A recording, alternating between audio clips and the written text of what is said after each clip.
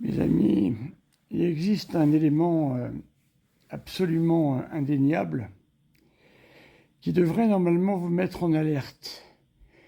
Mais comme vous êtes athée et que vous savez que si jamais la démonstration de l'existence de Dieu pouvait arriver dans votre vie, eh bien, votre vie changerait. Et pour beaucoup, vous n'en voulez pas.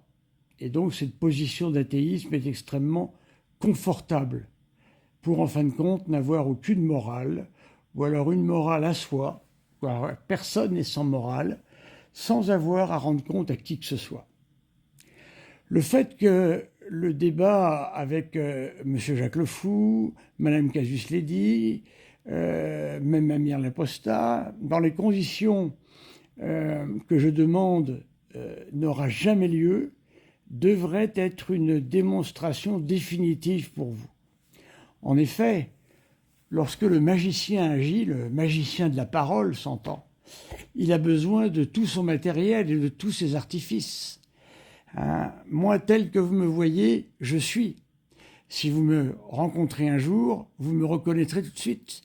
Et vous verrez qu'il n'y a pas un père Horowitz de TikTok et un père Horowitz en vrai.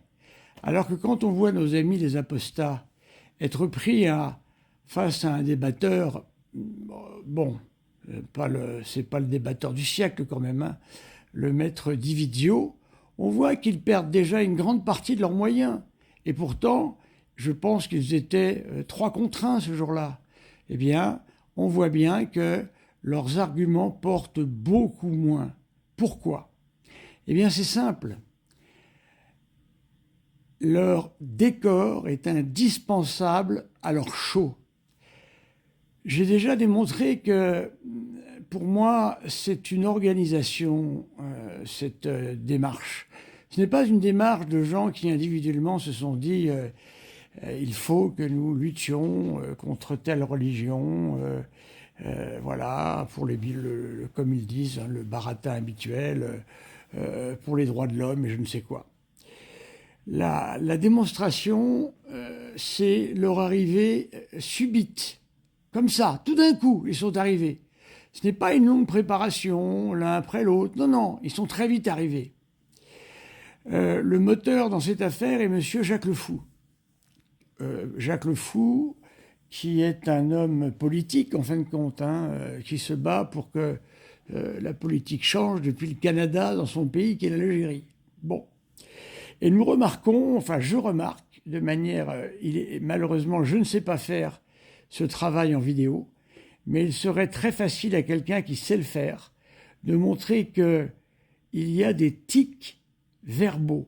C'est-à-dire que les paroles de Mme Casus-Ledy, de M. Amir Laposta, qui est plus en retrait, M. Amir Laposta, et de monsieur, ce qui m'a étonné, je le pensais plus libre que ça, monsieur Ali Babal, je crois que c'est comme ça qu'il s'appelle, eh bien, enfin qu'il se fait appeler, c'est son surnom, eh bien, on voit que c'est exactement les mêmes paroles que Jacques Le Fou. Des exemples, vous en voulez ? Eh bien, il y a l'expression extrêmement vulgaire qui permet de couper court à toute discussion. Je m'en bats les... Voilà, je ne vais pas rentrer dans la vulgarité, je suis prêtre, je ne le ferai pas, voilà, j'évite le plus possible. Donc ça, c'est un tic verbal. Ensuite, il y a la phraséologie. Ils n'ont jamais de phrase à eux. Ils ont une phrase pitoyable, dont on ne sait même pas si l'ignoble Voltaire, qui était un antisémite notoire, l'ignoble Voltaire, qui était un homme dont la fortune était bâtie sur l'esclavagisme, etc., etc., et dont la plupart de ses grandes affaires étaient totalement truquées. Eh bien, ils ne savent prendre qu'une seule phrase. Voilà. Celui qui vous enseigne les absurdités vous font commettre des atrocités. Nous ne savons d'ailleurs pas, dans la correspondance de Voltaire, d'où cette lettre, d'où cette phrase est sortie. Mais ils la répètent tous. Mais bon sang, il n'y a qu'une seule phrase à prendre. On ne peut pas un peu changer d'auteur. On ne peut pas... Non, non, non. Il y a une méthode. Voilà. Comme dans certaines chaînes de supermarchés, voyez-vous, de grandes surfaces à prix discount très connues, il y a une méthode. Celui qui travaille dans ce supermarché ne peut pas inventer quoi que ce soit. Il doit suivre la méthode. Voilà. Alors c'est pour ça que je pense que leur show est méthodique. Voilà. Et que c'est une organisation, parce qu'ils sont organisés. Voilà. Pour qui, comment, pourquoi, je n'en sais rien. Mais voilà un constat. Et ce débat n'aura jamais lieu. Pourquoi? Parce qu'ils perdraient tout. Il y a des petits rigolos qui mettent oh, ils vont vous mettre en PLS. Non mais est-ce que vous blaguez? À 60 balais, avec l'expérience de la vie que j'ai, et c'est pas se vanter de dire ça, c'est la vérité. Hein, avec les études que j'ai faites, vous croyez qu'ils vont me mettre en PLS parce que vous croyez que je vais accepter d'entrer dans leur show, hein, show must go on, là, le show continue. Non. Le débat n'aura jamais lieu pour plusieurs raisons. La première raison, je demande le respect du contradictoire, c'est-à-dire que les pensées doivent s'affronter, mais elles doivent pouvoir s'exprimer. Et c'est sur l'expression de ces pensées contradictoires que le débat ensuite aura lieu. Or, jamais le contradictoire n'est utilisé dans les pseudo-débats des apostats. C'est en fait une logorée de celui ou celle qui tient le micro, voilà, avec un système très habile, celui qui le maîtrise le mieux est M. Jacques Le Fou, c'est une sophistique extrêmement bien rodée, où l'on voit que lorsqu'il est en difficulté, il y a immédiatement des gens pour venir l'aider. C'est pareil pour Casus Belli, dès qu'il y a la moindre difficulté, une voix sort d'outre-tombe, on ne sait d'où, et cette voix vient pour l'aider. Voilà. Donc le contradictoire, justement, c'est pas ça. C'est un contre un. C'est jamais un contre un chez eux. Deuxièmement, il doit y avoir normalement le respect de la défense. Eux, ils sont 2 minimum contre vous, des fois 3, des fois 4, ça dépend.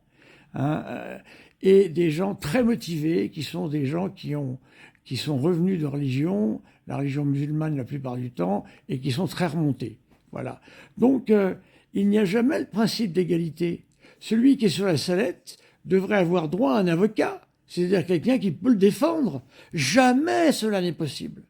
Parce que quand ça ne va pas, il suffit de rompre le débat et de faire un clash, comme on dit. Donc, le principe du contradictoire.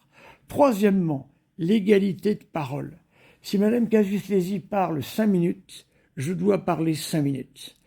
Or, je vous mets au défi de prendre un chrono et de regarder combien de temps dure la parole des apostats dans un pseudo-débat et combien de temps dure la parole réelle des croyants qui montent sur leur chaîne. Voilà, je vous demande de faire l'exercice et vous verrez vous-même la grande différence. Ensuite, il ne doit pas y avoir ce moyen qui est un moyen de magicien, des micros. Le micro, quand vous commencez à dire des choses qui les dérangent, il vous coupe le micro avec la fameuse phrase « tu es muté ou je te mute ». Voilà. Ainsi, on peut débiter toutes sortes de discours et couper la bouche à l'adversaire.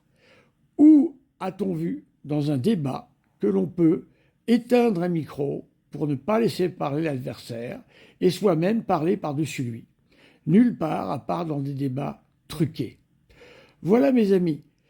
C'est pour ça que les débats n'auront jamais lieu et ils n'accepteront jamais mes conditions. Mes conditions ne sont pas des conditions, parce que j'aurais peur de quoi que ce soit. Je n'ai peur de rien. Je n'ai peur que d'une seule chose, c'est de me retrouver dans leur filet, pris dans leur tour de magie. Voilà. Donc c'est pour ça que j'exige des choses qui devraient vous sembler normales. Mais il faut pour cela ne pas être complètement idéologisé, cadenassé, arc-bouté sur ses positions. Donc le fait que la demande de débat ne reçoive aucun écho depuis 1 an ou plus que je la fais maintenant, démontre bien qu'ils n'ont aucun intérêt, surtout pas, à débattre contre moi dans les conditions demandées. Merci à vous.